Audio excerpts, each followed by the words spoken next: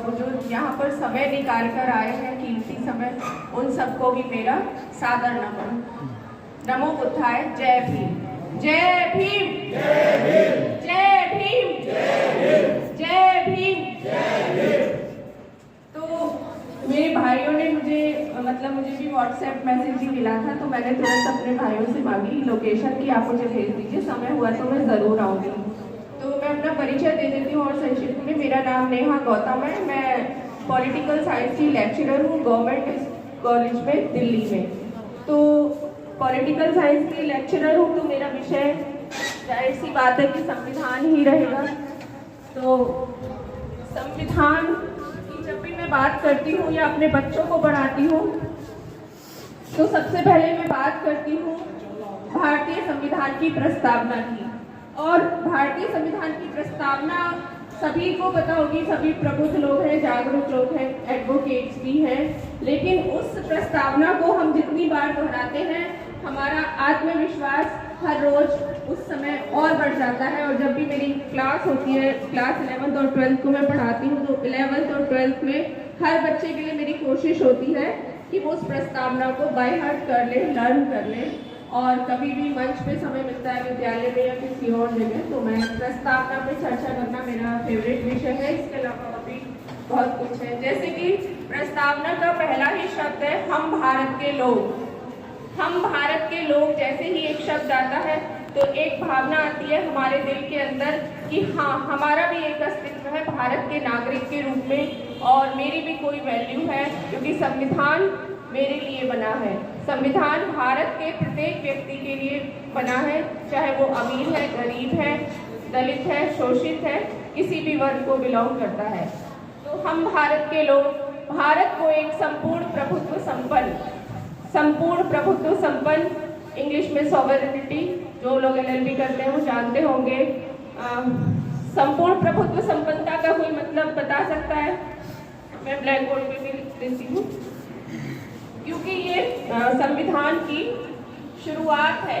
तो जब हम शुरुआत को जान लेते हैं तो उसका ताना बाना हमारे लिए बहुत ही आसान हो जाता है। संपूर्ण प्रभुत्व संपन्न, इसका अर्थ है, जानते होंगे सभी, लेकिन फिर भी मैं दोबारा से रिवाइज कर लेते हैं हम इसको। संपूर्ण प्रभुत्व संपन्न का अर्थ है कि मैं पूरी तरह से प्रभुत्ववान हूँ, यानी मेरा जो भी डिसीजन है वो मेरा डिसीजन है, अर्थात देश का जो भी डिसीजन है वो देश का डिसीजन रहेगा। उस पर किसी भी बाहरी शक्ति या ताकत का दबाव नहीं होगा मेरी डिसीजन मेकिंग पे।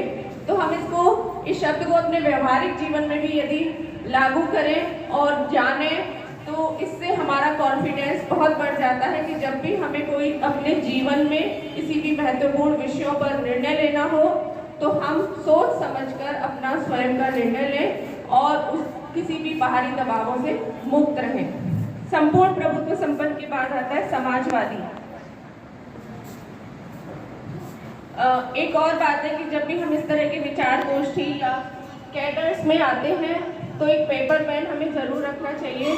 मैंने अपनी फीमेल साथियों को एक फोल्डर भी दिया है, उसमें वो कुछ नोट करना चाहें तो जरूर नोट करें। मेरी आदत है नोट करने की, तो क्योंकि जो विचार होता है वो स्थायी हो जाता है जब हम उसको लिख लेते हैं। समाजवादी पे हम आते हैं। समाजवादी का अर्थ है कि जो भी हमारे देश के समाज के संसाधन है उन पर सबका बराबरी का हक है। बराबरी का हक है यानी कि ऐसा नहीं है कि अमीर ही उस संसाधनों का लाभ लेते जाएंगे।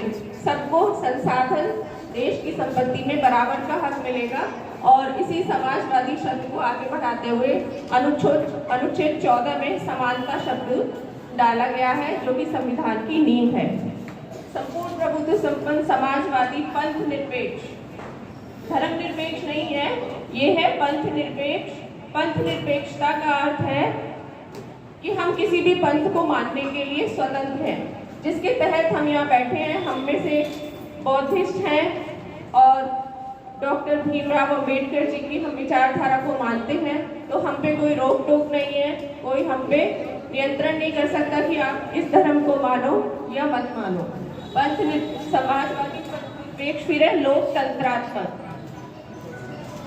साइलेंट कर दो, लोकतंत्रात्मक।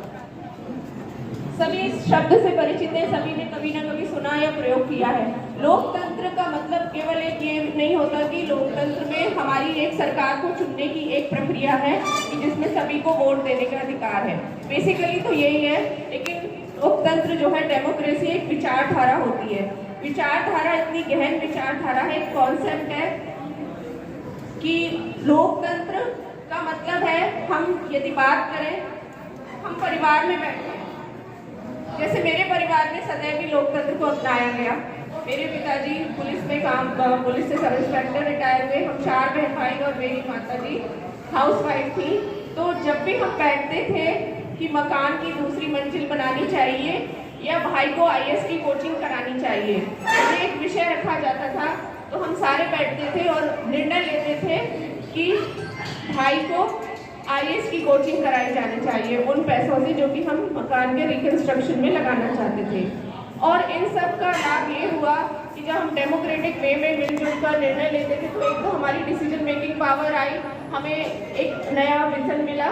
और मेरा ब्रदर IAS सेलेक्ट हुआ और मेरी बहन PCS सेलेक्ट हुई और मेरी एक और बहन है वो HM है और मैं खुद लेक्चरर हूँ। हम चारों बहन भाई अच्छी पोस्ट पे गए और हमारे अंदर बहुत ही कॉन्फिडेंस आया।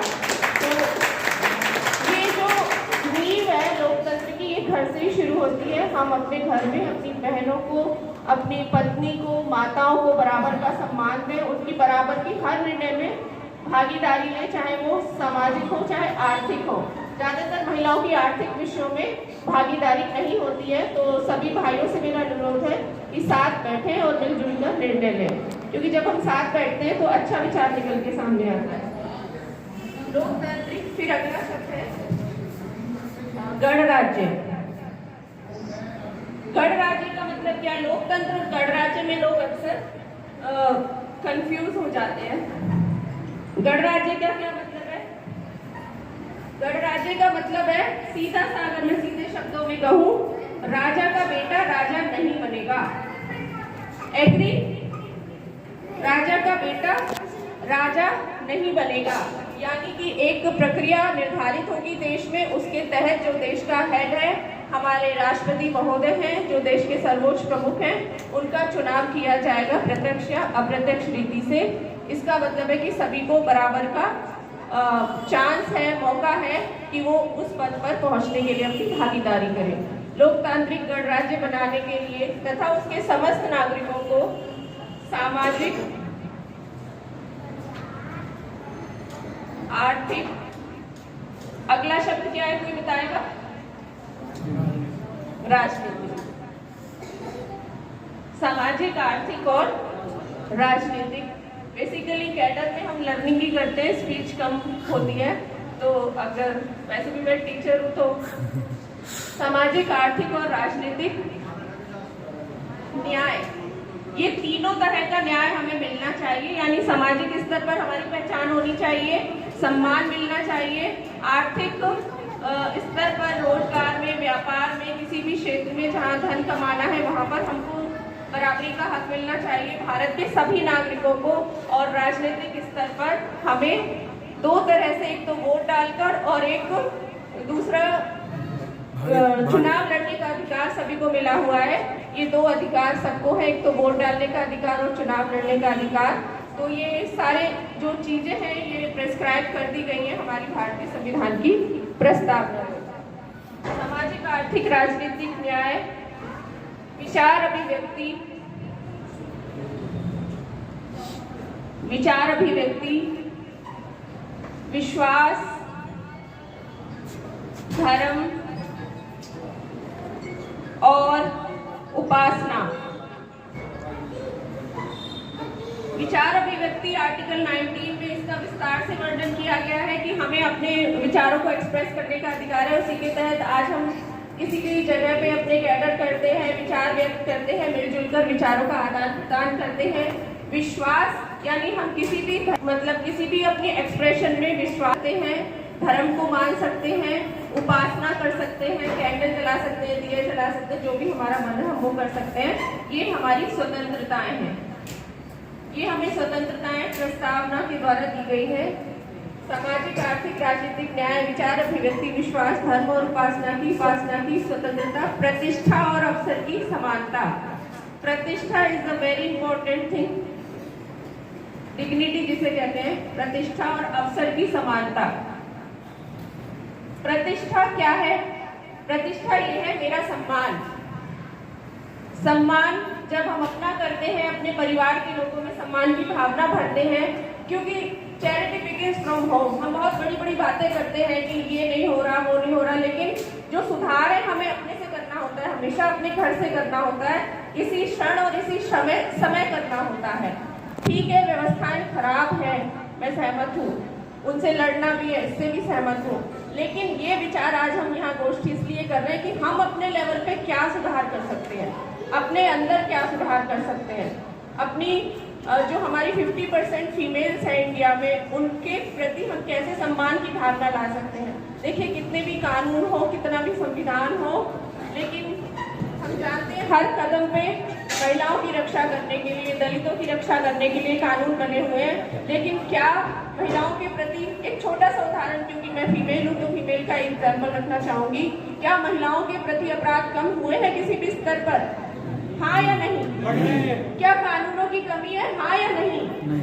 कानूनों की कोई कमी नहीं है, एक से एक बढ़िया कानून बना हुआ है, तो फिर क्यों नहीं अपराध कम होते? वो इसलिए नहीं होते, इच्छा शक्ति और जो हमारी मानसिकता है, जब तक हम अपना सेल्फ कंट्रोल, सेल्फ इंप्रूवमेंट नहीं करेंगे, तब तक कोई सुधार नहीं होगा, ये आप मान लें। तो हमें अपने आप को, अपने बच्चों को, जैसे कि मैं स्कूल में होती हूँ तो मैं पढ़ाई के अलावा हमेशा, मेरा कोएड स्कूल है, बच्चों को यही समझाती हूँ कि हम एक ऐसे समाज में रहते हैं जो कोएग्जिस्ट करता है। कोएग्जिस्ट यानी 50% आबादी हमारी महिलाओं की है, लगभग, कम है पर लगभग कह सकते हैं, और पुरुषों की भी इतनी है। तो आप मुझे ये बताएं कि वॉर्म टू टॉप, गर्भ से लेकर, और जब महिला बढ़ती है, परिवार में जाती है, शादी करती है, तो क्या वो स्वतंत्र है? क्या उसको आत्मसम्मान मिला हुआ है हर जगह? हाँ या नहीं? नहीं।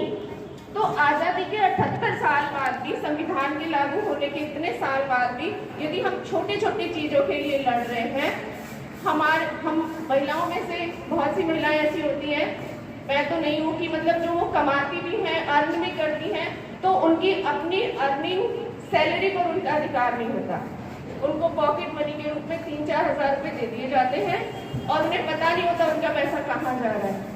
तो ये सारे अधिकार कौन देगा महिलाओं को? पुरुष ही देंगे, और महिलाओं को भी जागरूक होना पड़ेगा, अपने अधिकार मांगने पड़ेंगे। मैं केवल एक सिंपल टीचर हूँ, लेकिन राष्ट्र की एकता और अखंडता सुनिश्चित करने के लिए मेन शब्द तो इसके यही थे। तो ये हमारी प्रस्तावना थी। समय